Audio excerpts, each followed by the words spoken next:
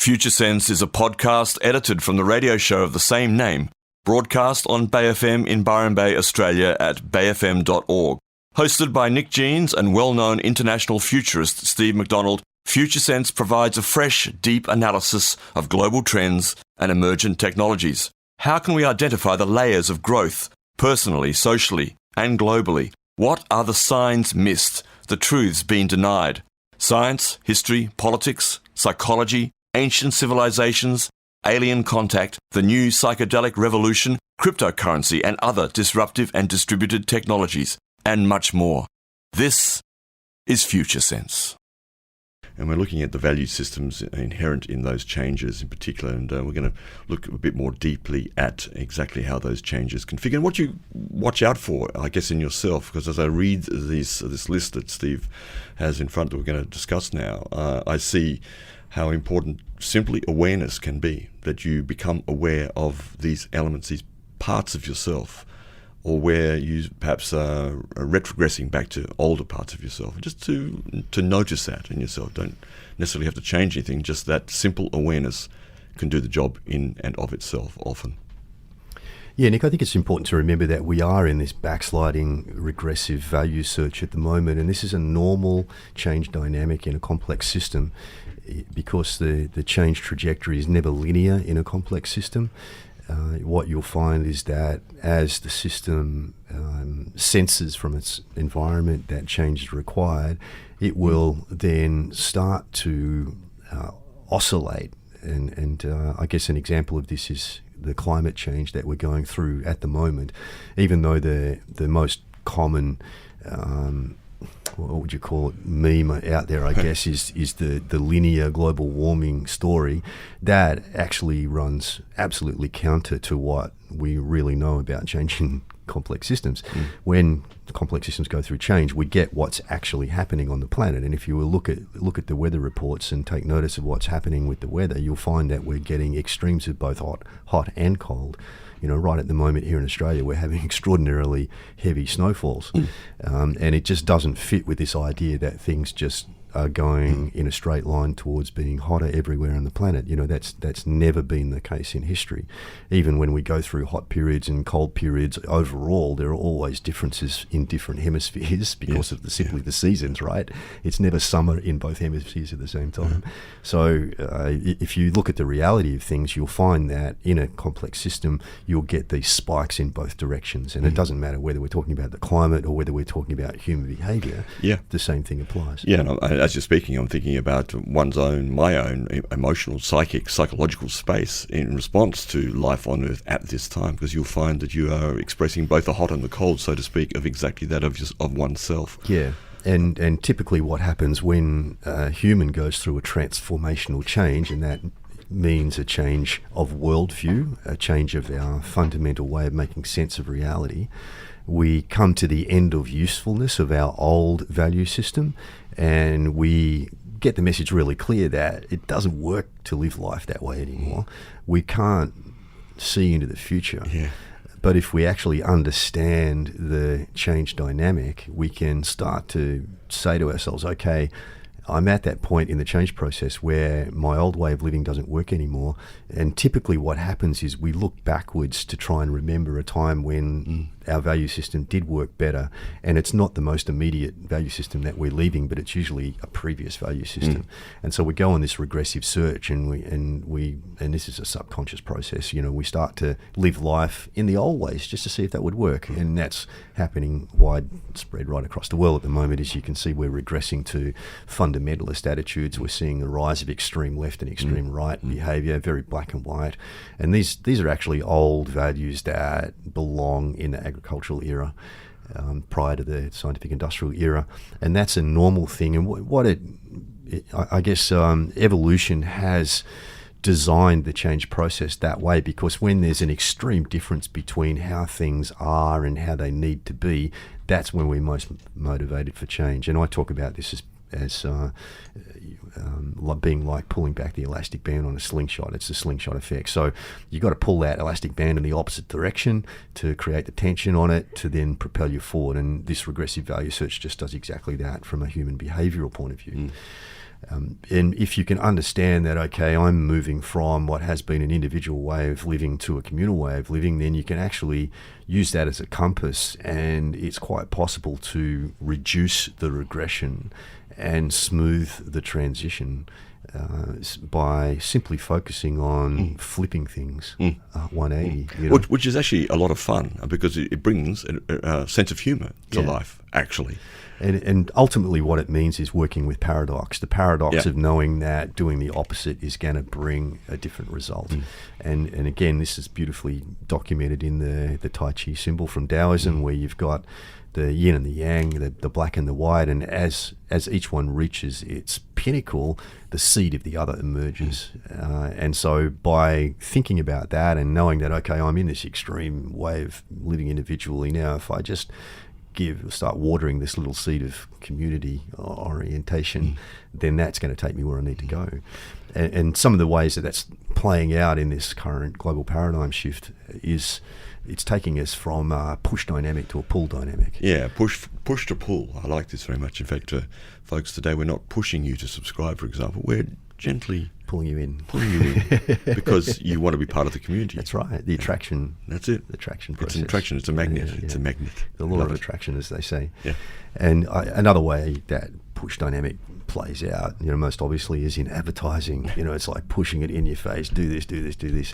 And how many people are you meeting today that are really, really sick of that kind of stuff being pushed in your face? Everywhere you go, there's a goddamn billboard, or there's something, you're trying to read a website and they're popping up something in your face saying, buy this, do that.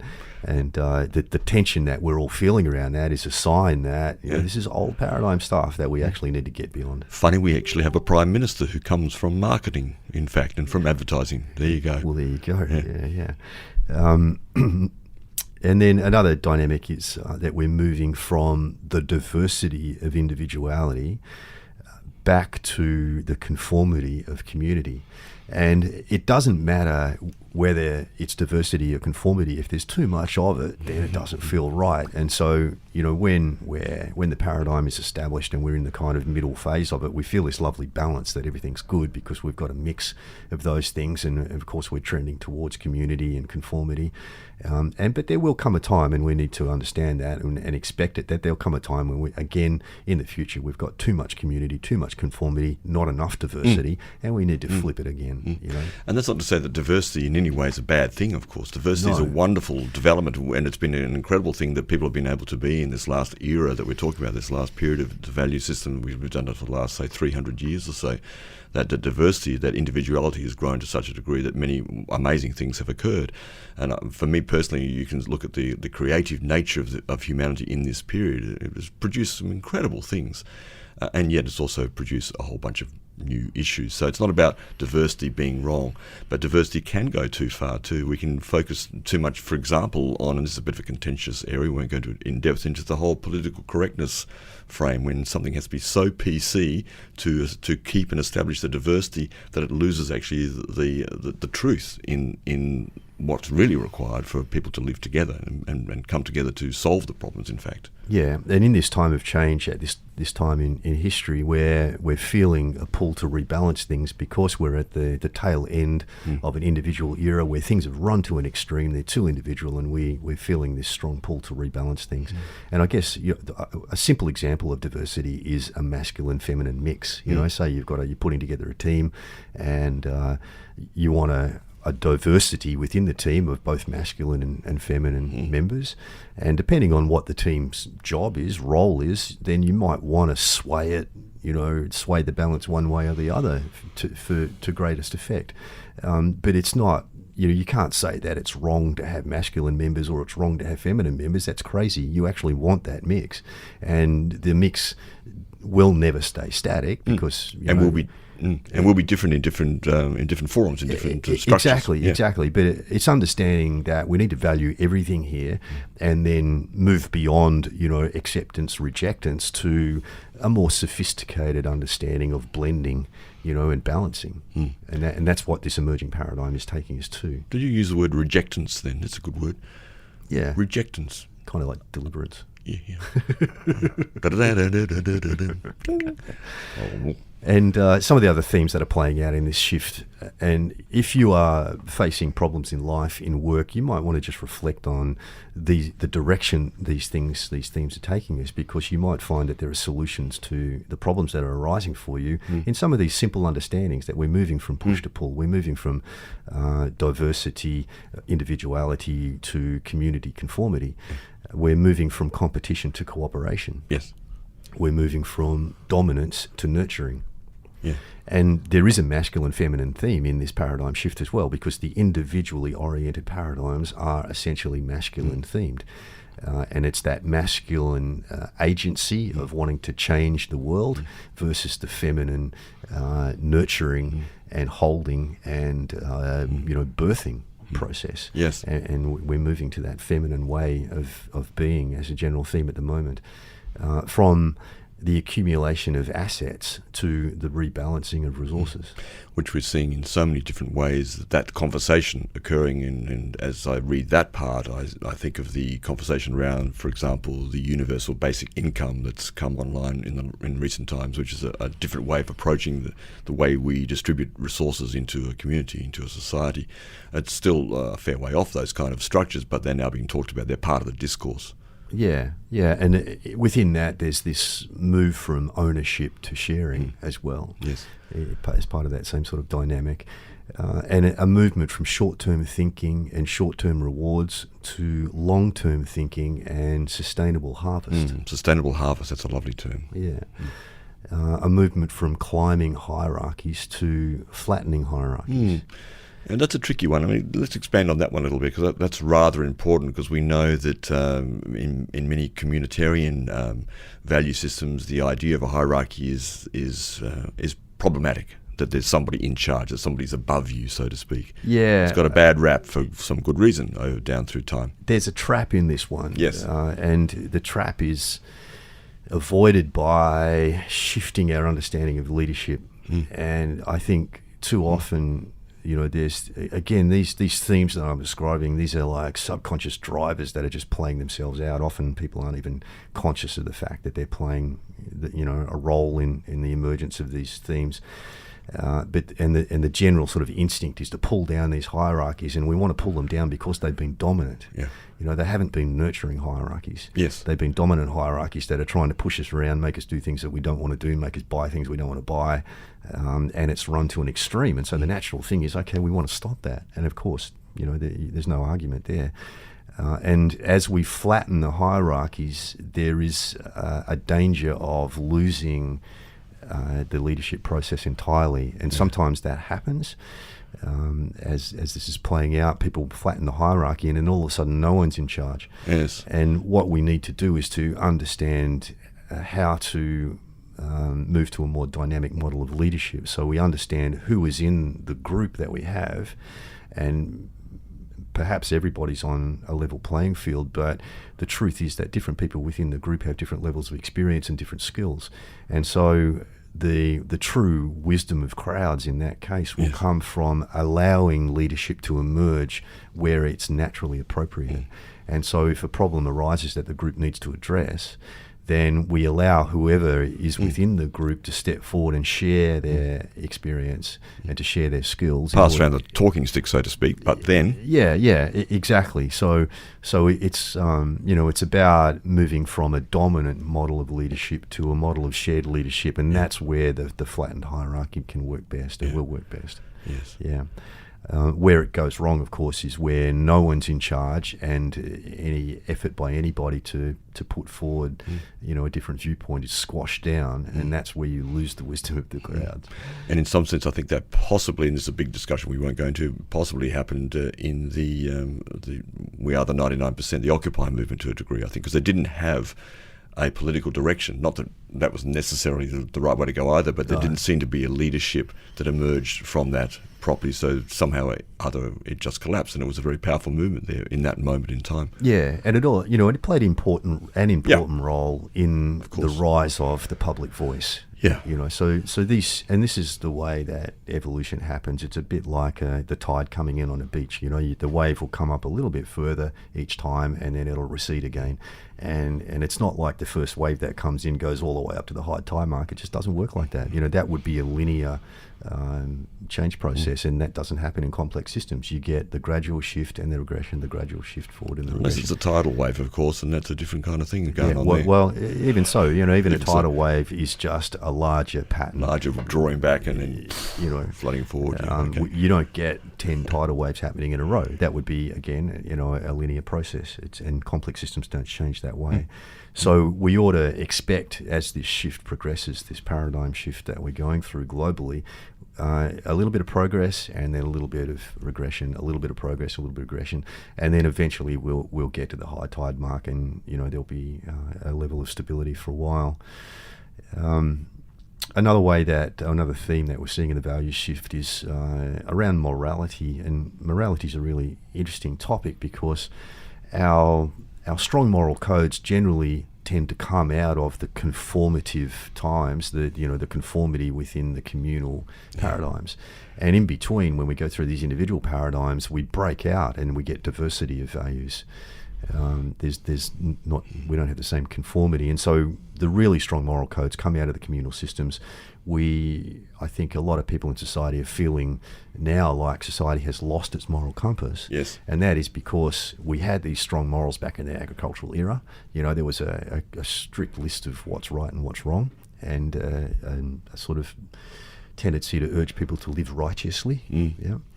And then with the emergence of the individual scientific industrial, it's all about diversity again. And this is how evolution works. I mean, if you've got too much of one thing, you can't progress. You end up slowing down, and you have to break out of that and let the pendulum swing back in the other direction in order to progress. So, and we certainly enjoyed the play with the individually themed meme, so to speak, in the last round. We've loved to explore beyond the moral and ethical codes and push the boundaries in all sorts of ways. Yeah. And in many ways, that's been a very good thing.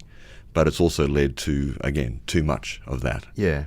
And when we go through this momentous leap, when we have this big quantum shift at the end of this first chapter of human evolution, we're going to move to a place where we're conscious of these dynamics and we'll use them as appropriate. We'll have the integrated brain operation, and we can roll out whatever approach we need to suit whatever the problem is that we need to solve. Isn't that exciting, folks? I think that's really exciting, thinking like that way. It is rather. And so we've gone through a period of morality becoming doing whatever it takes in the scientific industrial era. It's like, okay, pretty much throw out all the rules and we'll just do whatever we need to do in order to succeed. And for many people, that now looks like a very immoral, corrupt way of living, and it essentially is. Because it's run to an extreme, and we're shifting back now to the development of a new moral code for the emerging layer 6 relativistic postmodern era. And it's why you'll find many people who have been part of that structure, corporate people, for example, people who've been in power, people who've been at the top of a hierarchy somewhere, starting to actually question themselves about the way that they've lived their lives, because in some way or other in their lives, maybe in their family, maybe in their personal relationships and some other aspect of their lives, no matter how successful they've been at sort of milking the system, if you will, there is a disturbance arising, I think, in a lot of people, that they're starting to consider how they've been and to look for different ways of venturing into themselves and finding a way to meet with others and to connect with others and to create a different structure, a different network. Yeah, that's right. And in the early stage of change, some of the efforts to try and bring in a new moral code can look very naive and very desperate, and they essentially are, because it's like it's like a child learning to walk. The first moments of that are clumsy, and there's a bit of walking and a bit of stumbling and a bit of smashing your face on the ground and that kind of stuff, and that's the way it is. And we really are, from a global perspective, in that phase of the rebuilding of a moral code, that we can all share and are happy to conform to, and we're looking everywhere in a somewhat desperate way to try and find that code. And I think the the emergence of Greta, who's the sort of school kid spokesman for the new ecological morals for the world, is a great example of that. And this is a natural evolutionary dynamic, so there's nothing wrong with it. But we need to recognise that, okay, this is baby steps. This is the emergence of our desperate search for what's next, and we're going to grab onto whatever looks like it might be what's next. And she's definitely an early stage example of that. But it's a stumbling, crawling, walking a bit, falling on your face kind of example. Yeah. But nonetheless, it's progress. So we shouldn't rush to criticise it too much. It was a little disturbing, I found, to find Greta on the front cover of GQ magazine, all dressed up and made up and looking like you're either with us or against us kind of attitude. Yeah. And nevertheless, what you're saying is a really good way of looking at it. The same, I think, for Extinction Rebellion, that movement as a whole too, is part of that too. Yeah, fundamentally these things are taking us in the right direction, and we need to understand the value of that, but we also need to take a mature look with an understanding of how change plays out and realise that, okay, this is actually not the final outcome, of the mature emergence of a new value system. It's an early stage clumsy attempt, and we need to understand it. We need to accept that it's valuable because it's the compass starting to point in the right direction, but it's not the Olympic running champion. It's actually the early stumbling And version. it's very easy to be seduced by the possibility that it is the answer. I think that's one of the things that is going on a lot. It is, because you're in this place of realising that our old values don't work and we don't know what the new ones are. Then there's a desperation that emerges, and the only real antidote to that desperation is to understand the map and the change process, the change dynamic, and realise that, okay, we're in the early stages here, And you'll see this in a simple example might be a group of people who come together to make a plan, and if you've got a group of people that have never made a plan in a group before, it's going to be a really clumsy process, because they've got to work out, who's actually, who knows within this group what they're talking about and who doesn't know what they're talking about, who's got some experience, who hasn't. And so you go through this crazy sort of storming process early on before you actually figure out the dynamics of the group, and then you can settle down to developing a plan using the experience of relevant people within the group. Whereas if you take a group of people who have worked as professional planners for 30 years, they're going to have an extremely different dynamic, and they're going to go straight into realizing whether they know what they need to know or not, and they'll create a plan much more quickly. And that's just not where we're at the moment at a globe. We're in the early stage. We don't actually know what's going on, and we're not quite sure where we're headed, and we're trying to do the best we can in a difficult situation. Yes, which means that some plans and some things that are put into action are not necessarily the best, but they're, as you're saying, they're sort of young, they're adolescent, they're childlike. They're formative. They're formative is a good word. So it's good to understand that. You're tuned to Future Sense with Nick Jeans and Steve McDonald. Engage, emerge, activate, and spiral up. 10:43 here on BFM on Future Sense is Nick and Steve. Just to mention those prizes, Mullenbeck, of course, is the authorised Apple reseller in the region, and they are the people who have given BFM the $5,000 voucher redeemable there at Mullenbeck as the first prize for subscribing to BFM this year. And of course the daily prize, Santos Organics voucher, valued at $99 every single day of Radiothon. Thanks to Santos for that. That's a great prize that somebody wins. You've still got a few minutes to subscribe to this show. Thanks for those who've subscribed this morning on Future Sense. Thank you again, and we'll be back, of course, next week, and we'll expect 5 times as many subscribers. Yes, we will. But we're not pushing, we're pulling, we're drawing you in. It's a very lovely process that we're involved in here. But you have a few more minutes to call up right now or to go online. And I think Steve and I will both be subscribing in the next 24 hours. We will be, indeed. We will indeed. I've been a subscriber for years and years and years, and Steve, since he's been involved in the station. Yeah. Most of our presenters actually are, and many of our volunteers. So please join us and support this station. We've been talking about community today, and the theme is celebrating the difference. We like to celebrate, though, what we share as a community here, and we've been talking a bit about that today. We have indeed, and just to wrap up, let's think about the road ahead. And for those of us who feel drawn to understand the bigger picture in terms of the global scale shift and perhaps even just the scale of community shift within whatever area of the planet you happen to be residing in, and also feel drawn to play an appropriate role in supporting the change. I think the best thing we can do is to be as informed as possible. And using that analogy of the child learning to walk, and that's really relevant to the emergence of this new paradigm, because we are moving into a new way of being human that we have never experienced before, and we need to learn how to walk in that new paradigm and how to live out the values associated with it, and really how to bed down those values within our local community. And sticking with that analogy of the young child learning to walk, how do we avoid the face plant? And for those of you that might not be familiar with that slang term, the face plant is a slang term for falling on your face. And bearing in mind that we can apply an adult learning process, those of us who are adults and who are in a position to both feel drawn and to want to support this large-scale shift in some way.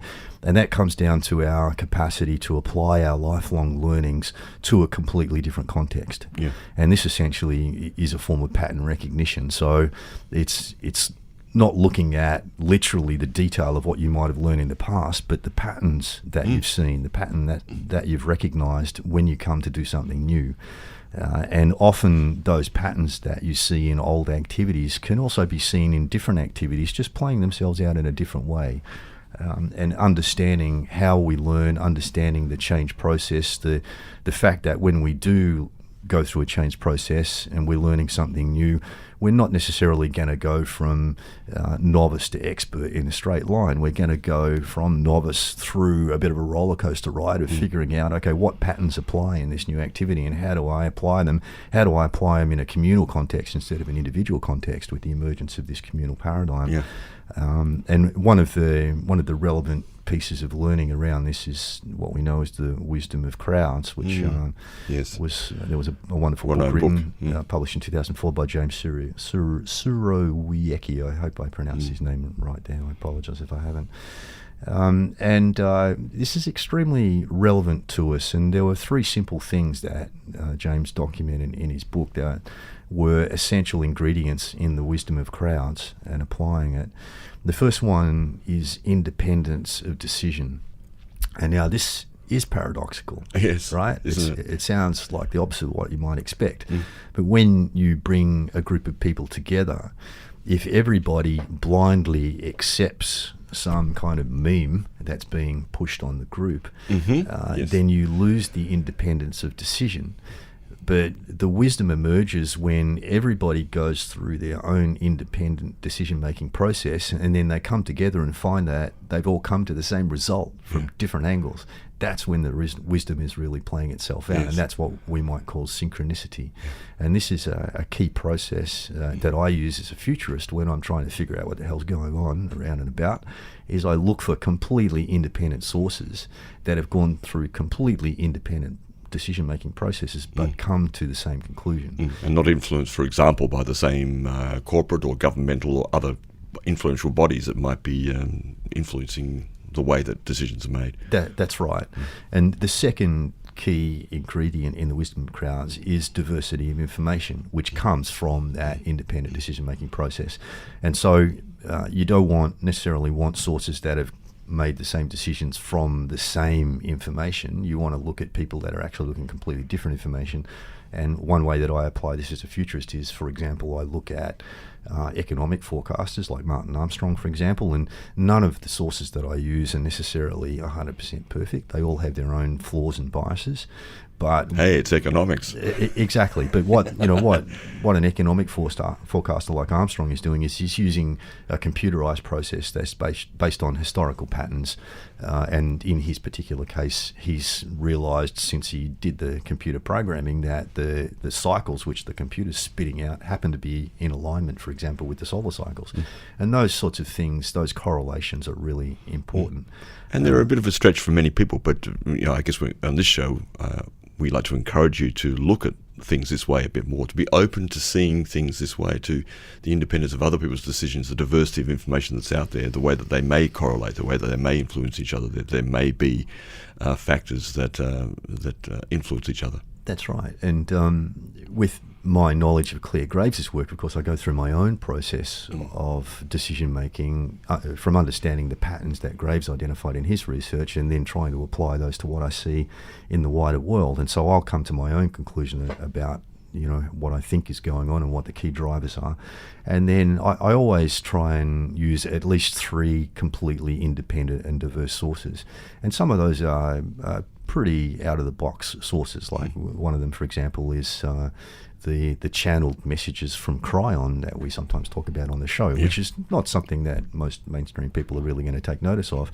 But because of my knowledge of Graves's work and the fact that Graves's research has helped me understand how people operating from different levels of consciousness, different layers of consciousness structure their language, I can then look at a source and look at the way that they're structuring their language, the underlying framework of reality which is embedded in the language, and then I can tell how complex the thinking has been behind their decision-making process. Because it's not a conscious thing, is it, when someone is speaking it's not conscious about at all. anything? No, it's absolutely subconscious, and it's shaped by our underlying framework for making sense of reality, which relates to the layers of consciousness in Graves's model. Yeah. And so I've looked at Cryon many times and analysed the language in it, and it tells me that his messages are based on a very complex decision-making process, not a simple one. Yeah. And so I might take, an economic forecast, and I'll take what I've figured from Graves' stuff, and I'll take Cryon, and then ideally I'll have more sources as well. And then where they all overlap, where you get that synchronicity, all of their compasses are pointing in the same direction. Then okay, there's something going on here. It might not be an absolute revelation, but it's our best way of navigating through the change process. And not everything has to match up, so to speak, but where they interface, the places where they lock in together, there's a key there. There's something that's speaking to us there. Yeah, exactly. And what I'm talking about, or have been talking about just now, is the third pillar in this wisdom of crowds, which is the decentralization of organisation. So pulling from absolutely diverse sources where they've made their own decisions completely independently from a diversity of information, and then seeing the synchronicity that emerges from that. And that's our absolute best navigation system, for going through this very, very complex change. Yeah, I'd imagine in some ways, I'm thinking as you're speaking, we already mentioned the Hong Kong situation, that the very large crowds that are in the streets of Hong Kong continue now for weeks and weeks and weeks, and we're seeing a big one right now. So many people, unlikely that there's a central organisation there. It's more likely that there are a number of different bodies that are organising different parts of. They may be related to each other. They probably are. They're smart people. They're very well connected, of course. So they're probably doing it in some sort of coordinated fashion. But I doubt whether there's a real central place of it. There may be, but I don't think so. No, I mean, I think it's often comforting for people to think that someone's in charge in situations like that, but it's pretty much never the case. And if there's one thing I learned from my time in the military and interfacing with senior levels of government around national strategy and military strategy and those sorts of things, is that the general impression I got was that no one really knew what was going on. That makes me feel very comforted and safe. Doesn't it make you feel comforted and safe? More so than buying more military hardware and sticking it somewhere that it shouldn't be stuck in an old frame, as we were talking about earlier today. Very good, that part too, just to start thinking about how we can position ourselves as a country. When you were talking about that, because we've got a couple of minutes left, I'm just filling in space a little bit here, but you talked earlier about the nature of positioning ourselves with regard to China and the Pacific region and the Middle East, and the call from America for more troop representation or naval support in the Persian Gulf and the like. And I thought of New Zealand and how New Zealand somehow or other is beginning to stand up in this different way through the leadership that is there, Jacinda Ardern, who is clearly a leader in a different kind of way than previous leaders or current leaders that we have generally in the world. And that somehow New Zealand's always been a little bit on the cutting edge of that. And perhaps it's easier for them. They're a smaller country. They're not that influential, but they're bold enough. They're courageous enough to go, no, we're going to do it a little bit differently. Yeah. And, this is an unlikely example, but look at what Trump has done around potential conflict since he's been in power. He's run completely opposite to the war hawks within the US administration who are trying to, encourage conflict, really. And he said, no, I'm just going to go and talk to these folks. And that really is a communal approach. Yeah. It's like, let's actually get together and talk about this and see if we can find some commonality, some common aims. I think it's probably fair to say that most people don't want war, apart from those people who stand to benefit, particularly financially, from it. And I think Trump, for all his flaws and naivety at times, has done an amazing job of simply going and talking to people and defusing what things that could have emerged into actual physical conflict. Oh yeah, we're great Korea, mates. Kim Jong Un, we're great mates. We're good. Yeah, it's paradoxical, folks. And we're certainly not making Trump right, but we're also not making him wrong, because this is what we have at the moment, and it's part of the change process. In fact, of this repositioning, this reconfiguration of how we how present ourselves and express ourselves in the world. Yeah, and a second-tier approach. So, if we can operate from on the other side of this quantum leap in human capacity, a second-tier approach in its early stages really focuses on what works, and it doesn't have a built-in bias towards an individual approach or a communal approach. It simply looks for what will work in this particular situation. Or one's individual preferences, because it's easy to have a preference about how we think things should change, and I believe it should be this way or that way. And but the truth is, we surrender to what works, what does the job. Yeah. That's it for Future Sense for this week. Thanks for joining us here on Bay FM. Pregnancy, Birth and Beyond coming up shortly. Tune in to us. The edited versions of this show are podcast via futuresense.it. You can go through that portal, or just to iTunes or some other platforms. On Twitter, we're at Future Sense Show. And you can also listen to the full show with all the music and everything else on Bay FM's website.